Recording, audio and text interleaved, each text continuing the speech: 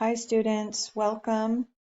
I'm going to give you guys some pointers for MA19, just let you know a few expectations um, before we get started um, with the semester. So please pay attention, and the expectation is that you will understand how to use and navigate through JobSpeaker before we get to our face-to-face class, which will be on June 11th. That will be Wednesday, and we will meet at noon. Okay, and the classroom will be A203. That will be upstairs. Okay, so, that is the expectation, is that you will already be familiar with this because we do not have time. The class is way too big. There will be almost 50 students, and you need to be aware of how to navigate through JobSpeaker before you get there. Okay, so I'm going to give you guys some tips. And remember, the class will open up this coming Sunday night for MA19. So you will be expected to navigate through the class, look through the syllabus, announcements, modules, look at your assignments. There's all that stuff. And just so you guys know, late assignments are not accepted in my class. So if you're late, even if it's by 30 minutes, it's a zero. So please understand that. I also don't have very many assignments in this class, so a zero on one assignment could cause you to fail. All right, I'm going to go ahead and get started. This is just what the class is going to look like. I'm not going to go too deep into this because when I publish the class, you guys will be looking in it. But the simple syllabus, this is very important. I am able to see when you view the syllabus. You will be required to sign a syllabus agreement. So if you don't view the syllabus, I will be able to see. It will literally tell me each student's name that has clicked in here and has viewed the syllabus. So please do so. Okay. You will be held responsible for the things that you agree to. All right, so the most important thing here is being able to log into JobSpeaker, okay, and that is the platform that we use to start your job application and to track your hours, track your objectives, and ultimately this is where your evaluation will be done by your clinical supervisor, okay? So you will need to go to JobSpeaker. If you just Google Fresno City College JobSpeaker, you will see this pop up, okay? And you don't want to click login here. Go to students, okay? Now my page is going to look a little different because I'm not a student, okay? So just bear with me. Again, the YouTube video that is available, you all need to watch that, okay? And that will be attached again in this email along with this video.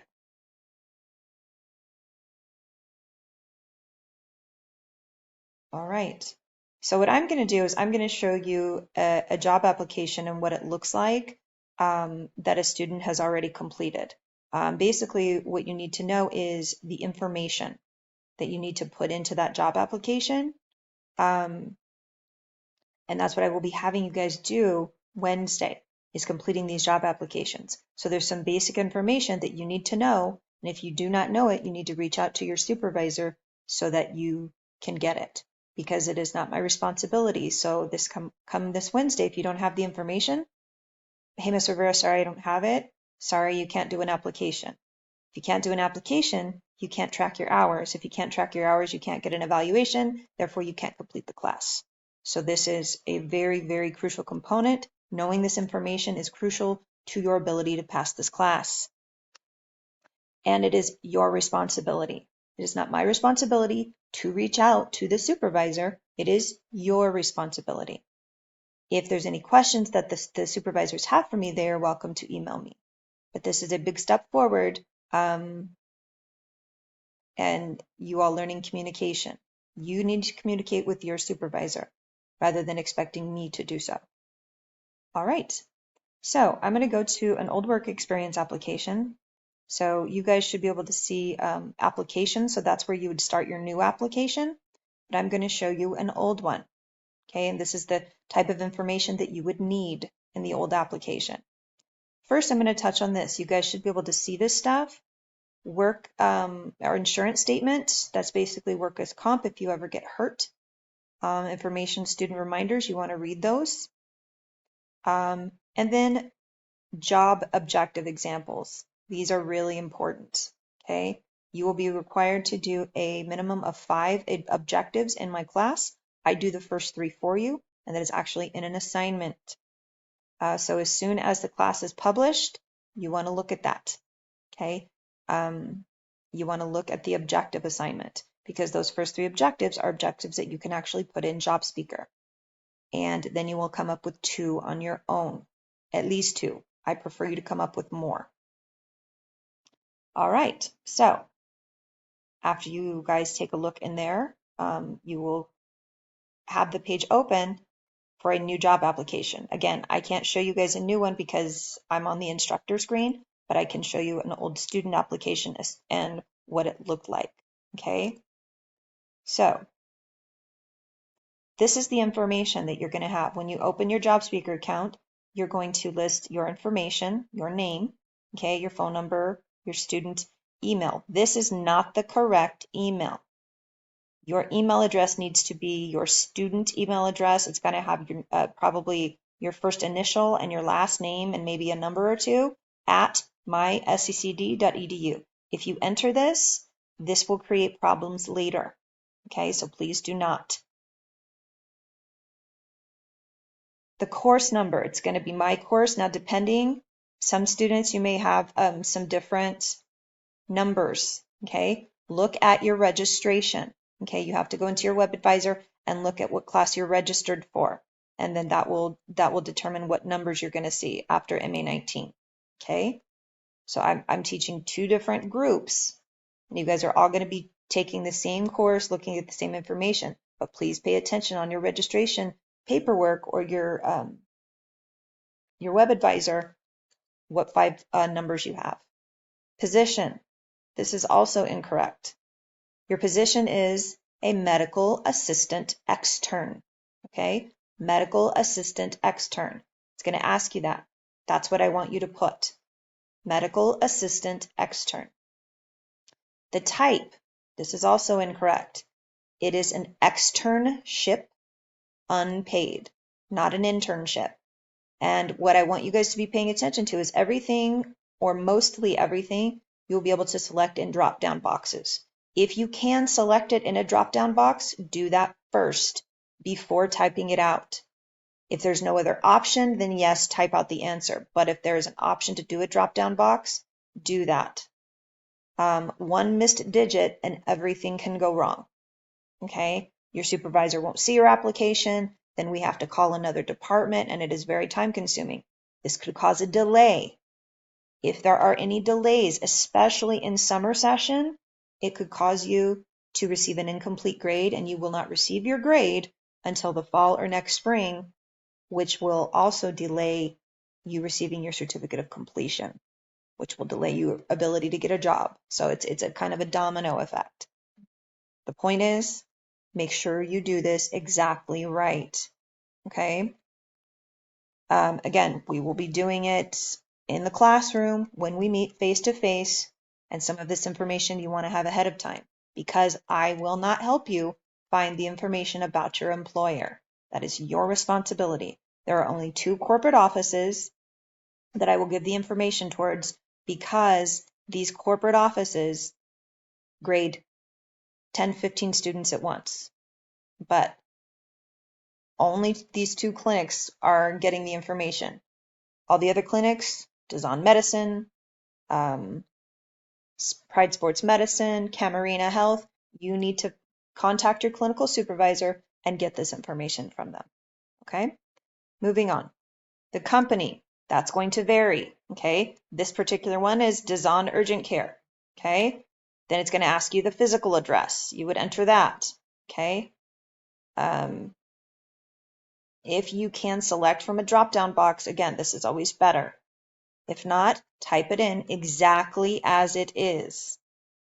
The supervisor contact, that's going to be the supervisor's first and last name. Their phone number. The most important part of this is their email address. It needs to be correct. If it is not, they will not be able to see anything. They will not be able to evaluate you. You will not be able to pass the class. Okay? So please get their email address correct. Then I believe the instructors are going to be automatically listed. And then it's going to ask you when does it begin? When our summer session begins, the first day of class, I'm sure you guys can answer this, is going to be June 9th, 2025. That's when we begin. Not when you start your hours, but when the class begins. That way it's going to be the same for everybody. Okay? How many hours? This is the same for everybody as well. 162. That's how many hours you are required by law to work. Okay? Now the status, you're going to begin in a status that'll say application. When you're done at the very end, then it will say closed. But you're going to start in application status. Once I review your application, I will approve it. Then it will take you to set objectives status. Once you enter your objectives, then I will approve those. Then your clinical supervisor will approve them. Then you can begin documenting your hours. When we meet face to face, we will go through the first two steps together. And that's when you will be able to leave class. That's how you know you're done for the day, because you will be in the status that says objectives supervisor. Okay, that's the status you guys will get to by the time you leave next Wednesday. All right, here's just an example of some of the students' objectives. Again, remember, I have 3 that I've created for you, and I expect every student to enter the first 3 like that. You can have far more objectives than 3, and I expect you to have at least 5. This is just an example of what the student says that they do. You will be expected to do this. When you enter your time, what did you do? Everything that you learned, okay? All right.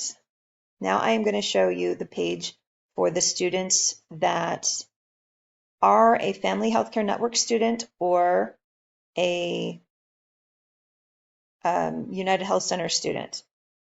This information is what you will put in for your clinic, okay?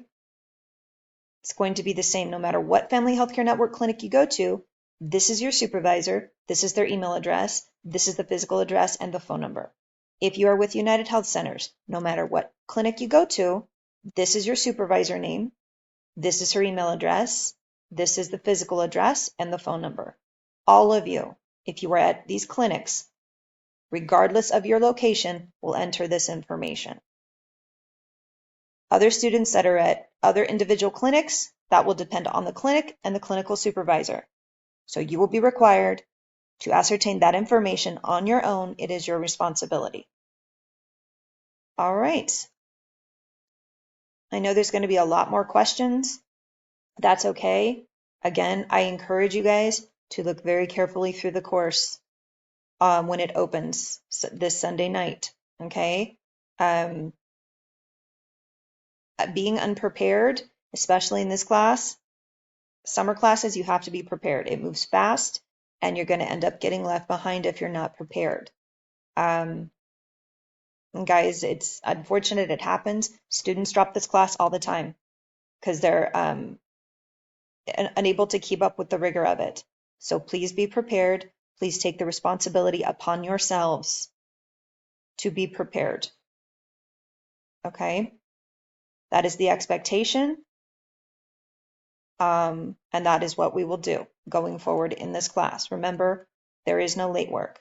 Also, participation points. Every class meeting, you'll receive participation points. If you show up even 1 minute late, your participation points will be docked by 50%. Your total participation points will be worth 300, which could cause you to fail the class if you do not meet those participation points. That means you show up to every class meeting and you are involved and you are prepared. All right, guys. I will see you Wednesday, June 11th at the West Fresno campus. If you're unsure of where that is, please look it up. West Fresno campus is off of Church Street.